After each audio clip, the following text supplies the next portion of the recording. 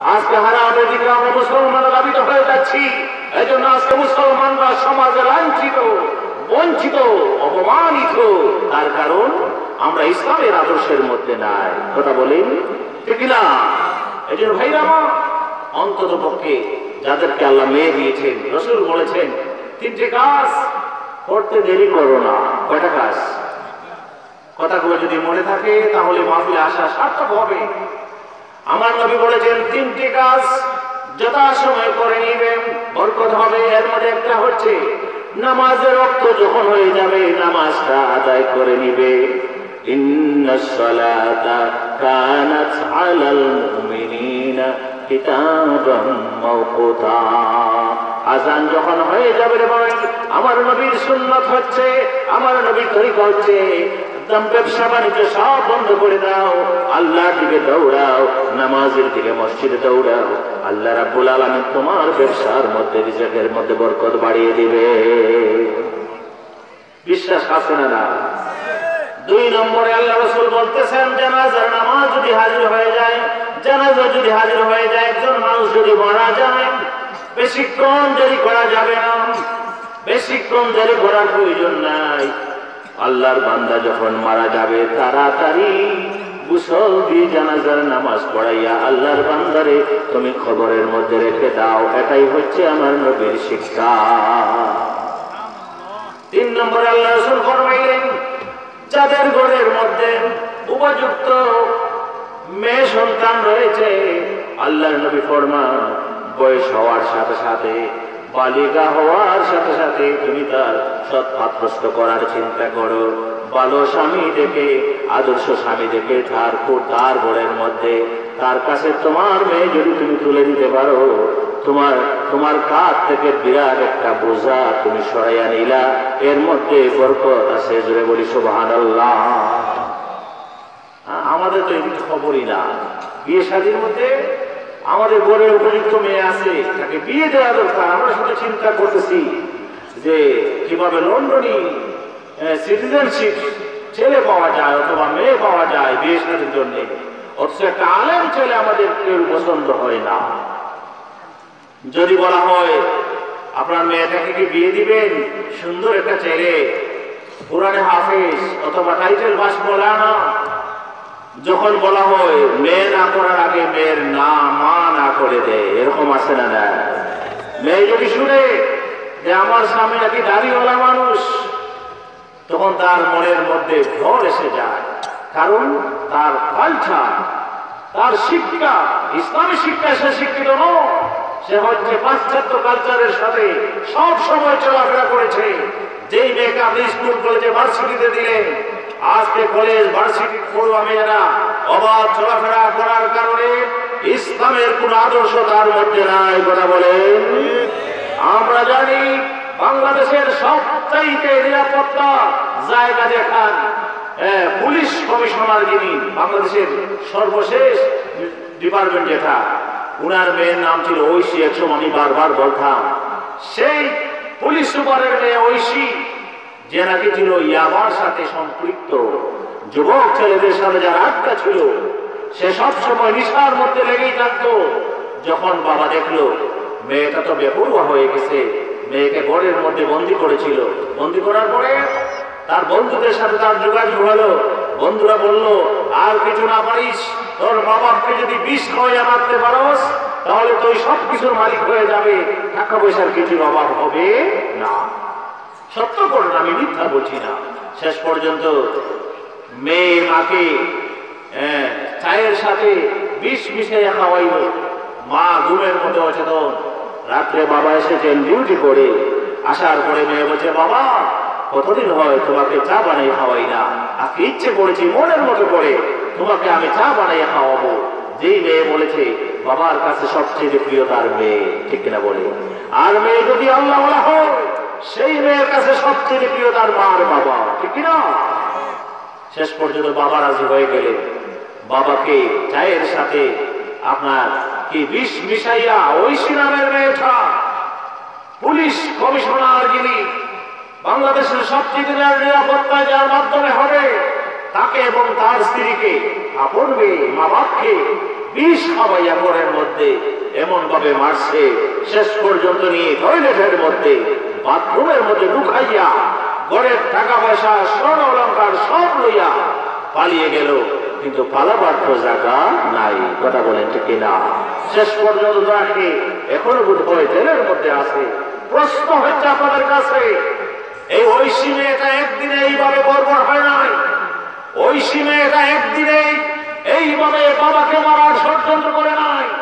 বাবা যদি প্রথম থেকে তার মেয়েকে ইসলামী শিক্ষা দিত, বাবা যদি মা যদি তার মেয়েকে নামাজ শিক্ষা দিত, তখন এই মেয়ে কোনোদিন বাবাকে হত্যা করতে পারে না, মাকে হত্যা করতে পারে না। কথা বলেন ঠিক না? কিন্তু আমাদের সমাজে আমরা দেখি আমার মেয়ে কোন দিকে হাঁটে, কোন দিকে যায়, আমাদের খবর থাকে না। আমরা স্বাধীন জগতে ছেড়ে দিয়েছি। এই জন্য এই ছেলের এই মেয়ে ইসলামী মাইন্ডের কোন স্বামী অথবা স্ত্রীকে তার পছন্দ হয় না। কথা বলেন ঠিক না? এই জন্য ভাইরা আমার উচিত হচ্ছে ছেলে মেয়েকে ইসলামী শিক্ষা দেও। তাহলেই কি হবে? ছেলে যদি ভালো হয়, মেয়ে যদি আল্লাহওয়ালা হয়। আবু সালে মুসা জঙ্গির মধ্যে আল্লাহর ভয় ছিল, আর উনার শাশুড় দেখেছেন আমার মেয়েটা আল্লাহওয়ালা। আল্লাহওয়ালা ছেলের কাছে মেয়েকে তুলে দেওয়ার কারণে আল্লাহ রাব্বুল আলামিন আল্লাহওয়ালা বাবা, আল্লাহওয়ালা স্বামী আর স্ত্রীর গড়ের মধ্যে বড় পীর আব্দুল কাদের জিলানীর মতো বড় দরজার অলি দান করে দিয়েছে। হযরত আব্দুল কাদের জিলানী যিনি মায়ের পেটে থেকে 18 পারা কোরআন শরীফ মুখস্থ করেছিলেন। কথা বলেন কেন? উনার মা ছিলেন নামাজি। উনার মা সন্তানকে পেটের মধ্যে নিয়ে আল্লাহর কোরআন তিলাওয়াত করেছেন।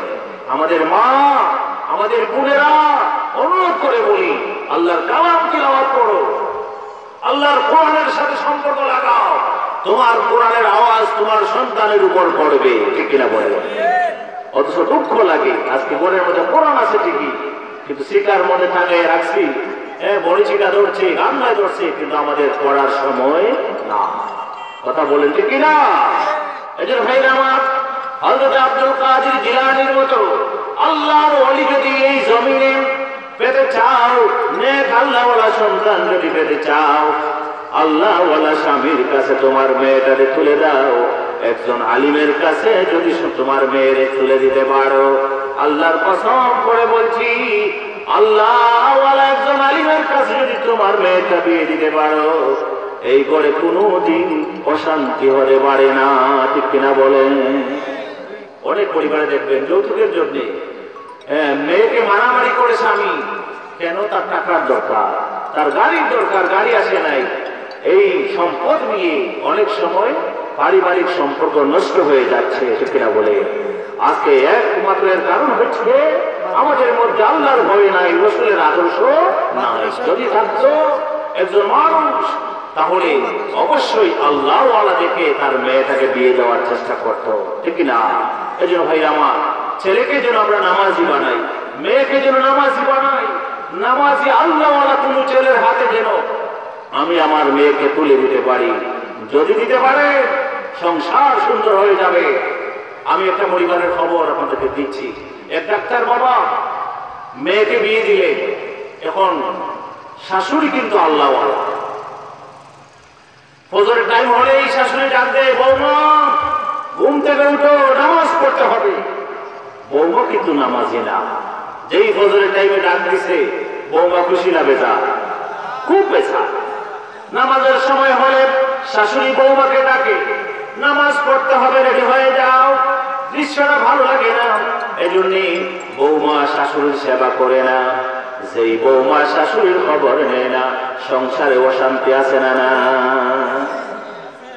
পুত্রবধূর দায়িত্ব হচ্ছে, ঘরের বউ হয়ে তুমি এসেছো, তোমার শাশুড়িকে নিজের মা মনে করে তার সেবা দিতে হবে। যদি তোমার মায়ের মতো সেবা দিতে পারো, তাহলেই সংসার সুখের হবে, ঠিক না? ঘরের শাশুড়ি যদি মনে করে আমার মেয়ে ছে, মাগো তোমাকে আমি মেয়ের মতো মনে করে আমার পরিবারে এসেছি, তুমি আমার মেয়ে, এইভাবে যদি শ্বশুরি মনে করে, শাশুড়ি যদি এভাবে মেয়েকে কবুল করে নিতে পারে, এই পরিবারে অশান্তি আসতে পারে না, আসতে পারে না। কিছুদিন যাওয়ার পরে মেয়ে বাবার বাড়ি এসে বলছে, বাবা আমি আর ওই পরিবারে যাব না। বলে কেন মা? বলছে আমার শাশুড়ি আমাকে খুব কষ্ট দিচ্ছে। তুমি এক কাজ করো বাবা, তোমার কাছে যদি কোনো মেডিসিন থাকে এমন একটা মেডিসিন দাও যেই মেডিসিনটা খাওয়াইলে ধীরে ধীরে আমার শাশুড়িটা মারা যায়, আমি আমার স্বামী নিয়ে আরামে থাকতে পারি।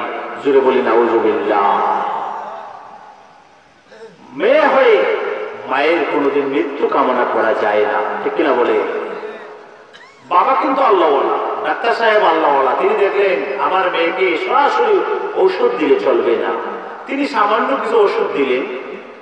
ওষুধ দিয়ে বললেন মারে ওষুধ দিচ্ছি ঠিকই, তুমি আমার কথা পালন করতে হবে, নতুবা তুমি দৌড়া দিবা। বলে কি কথা?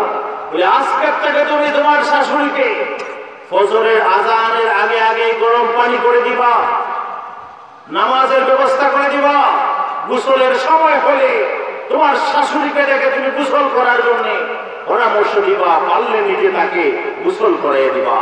খাওয়ার সময় হয়েছে, তোমার শাশুড়িকে তুমি খাওয়ার জন্য বারবার ডাকো মা তোমার খালি রেডি চলে আসো। তুমি যদি এই শর্তগুলা মানো তাহলে আমি এমন কিছু মেডিসিন দিতে পারি। বলছে বাবা 2 মাসের জন্য আমি অবশ্যই পারবো। ডাক্তার বাবা ওষুধ দিলে, মেয়ে ওষুধ লইয়া আবার শাশুড়ির বাড়িতে শাশুড়ির ওষুধ খাওয়াইছে। বলছে মা গো তোমার শরীরটা বড় অসুস্থ, তোমার জন্য আমি কিছু মেডিসিন আনছি গো মা, খাও, তোমার জীবনটা আরো সুন্দর হবে, সুস্থতা বাড়বে। মেয়ে এবার ওষুধ খাওয়াইয়া শাশুড়ির জন্য খানির ব্যবস্থা করলো। খানির সময় হয়ে গেছে, ডাক দিয়ে বলছে মা আপনার জন্য আমি খানি রেডি করেছি গো মা, খেয়ে নিতে পারেন। শ্বশুরকে খাওয়াইলো।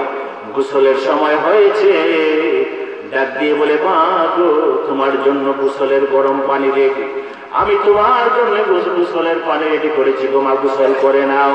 ফজরের সময় হলে নামাজ পড়ে শাশুড়ি লইয়া নিজে নামাজ পড়ে গরম পানি দিয়ে ওযু করায়। শাশুড়ি এবার দেখলো পুত্রবধূ বড় ভালো হয়ে গেছে, আল্লাহর দরবারে পুত্রবধূর হায়াত কামনা করে পুত্রবধূকে কাছে লইয়া মাথা আশ্রয়া দেয়, মেয়ের মতো আদর করে। এত আদর এত ভালোবাসা পার্শ্বের বাড়ির মহিলাদের কাছে শাশুড়ি বৌমা প্রশংসা করে এত ভালোবাসা দিচ্ছে। এবার দেখতেছে মেয়ে, যেই শাশুড়িকে আমি আমার শত্রু মনে করলাম, এখন দেখি শাশুড়ি আমাকে নিজের মেয়ের চাইতে বেশি আদর দিচ্ছে। মেয়ে শাশুড়িকে আদর দিচ্ছে, শাশুড়িও তার পুত্রবধূকে মেয়ের মতো আদর করছে। 2 মাস যাইবার আগে মনে মনে ভাবতেছে আমি যে ওষুধ খাওয়াইতেছি, যদি আমার শাশুড়ি মারা যায় আমার সব শেষ। বাবার কাছে আবার গেছে, বাবা আমি তোমার কাছে এসেছি বাবা, এমন কোন মেডিসিন কি দিতে পারবো বাবা আমার শাশুড়ি যাতে মরে না, যে ওষুধ খাওয়াইছি যদি আমার শাশুড়ি মারা যায়, এর চাইতে ভালো মানের শাশুড়ি এই পৃথিবীতে আর হতে পারে না। আমার শাশুড়ির জন্য আরো কিছু মেডিসিন দাও, যাতে করে ওই ওষুধের ক্রিয়া বন্ধ করে আমার শাশুড়ি সুস্থতার মধ্যে থাকতে পারে। সুবহানাল্লাহ। যেই বলেছেন বাবা এবার একটা মুস্কি হাসি দিয়ে বলছেন মা আমি এটাই কামনা করেছিলাম, আসলে আমি তোমার শাশুড়িকে মারার জন্য কোনো ওষুধ দেই না, আমি সামান্য কিছু ভিটামিন ওষুধ দিয়েছিলাম। আসল মেডিসিন ছিল আমার মুখের কথাগুলা, যেই কথাগুলা নবীর পথ এবং মত অনুযায়ী ইসলামের আদর্শের উপরে। তুমি যদি তোমার শাশুড়িকে ইজ্জত দিতে পারো, তুমি যদি 5 ওয়াক্ত নামাজ সুন্দর করে পড়ে দিতে পারো, তোমার সংসারে অশান্তি আসতে পারে না, ঠিক কিনা বলে? মাগো আমি আসলে বিষ বলতে কিছু নেই নাই, আমার মেডিসিন হচ্ছে আমার নবীর কথাগুলা, যা তুমি অক্ষরে অক্ষরে পালন করার কারণে তোমার সংসারের জীবনটা সুন্দর হয়ে গেছে। জুড়ে বলি সুবহানাল্লাহ। ভাইরা মা, এইভাবে যদি একজন মানুষের সেবায় থাকে, একটা পুত্রবধূ যদি শাশুড়িকে নিজের মা মনে করে, শ্বশুরকে নিজের বাবা মনে করে যদি দায়িত্ব পালন করে, নামাজ যদি শান্তি মনে করে নিতে পারে, এই গড়ে অশান্তি দূর হয়ে যাবে। বিশ্বাস আছে না?